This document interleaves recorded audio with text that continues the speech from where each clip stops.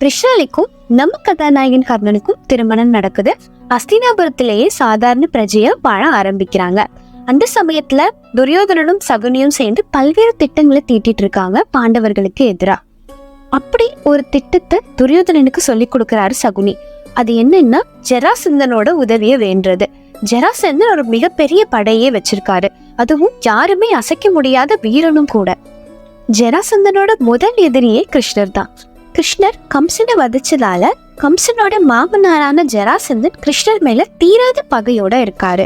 அதனால கிருஷ்ணருக்கு துணையா இருக்கிற 100 அரசர்களை பலி கொடுத்துட்டு அதுக்கப்புறமா கிருஷ்ணரை வதைக்கணும்னு முடிவு பண்றாரு.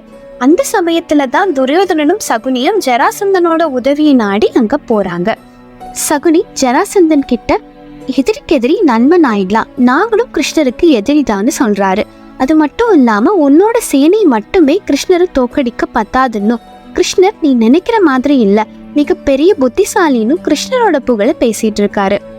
உடனே ஜராசந்தனுக்கு ரொம்ப கோபம் வந்துருது. ஏன் முன்னாடியே கிருஷ்ணரோட புகழை பேசிட்டு இருக்கீங்களான்னு சொல்லி துரியோதனையும் சகுனியையும் சிறையில அடைச்சிடுறாரு. உடனே சகுனி ஒரு தூது ஒண்ணை எழுதி கர்ணனுக்கு அனுப்புறாரு.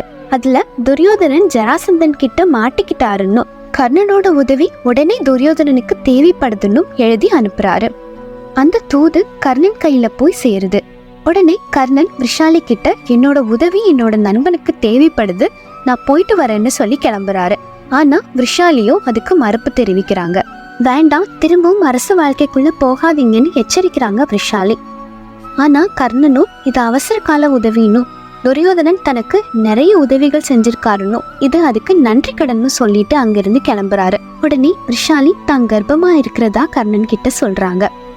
அத்தோட துரியோதனனை காப்பாத்துறதுக்கு அஸ்தினாபுரத்துல பெரிய சேனையே இருக்கணும், தன்னையும் தன்னோட புதல்வனையும் காப்பாத்துறதுக்கு நீங்க மட்டும்தான் இருக்கீங்கன்னு சொல்லி போகாதீங்கன்னு திரும்பவும் சொல்றாங்க. ஆனா கர்ணனோ தன்னோட கடமையை நான் செஞ்சுதான் ஆவேன்னு சொல்லிட்டு அங்க இருந்து கிளம்பிடுறாரு. அங்க ஜராசந்தன் சகுனியையும் துரியோதனையும் பலி கொடுக்க முடிவு பண்றாரு.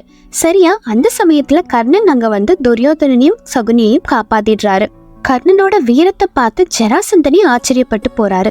இப்படி ஒரு வீரன் என் கூட தான் இருக்கணும், நான் உனக்கு ஒரு தேசத்தை தானமா தரேன், நீ அரசனாதான் இருக்கணும்னு சொல்லி வேண்டி கேட்டுக்கிறாரு.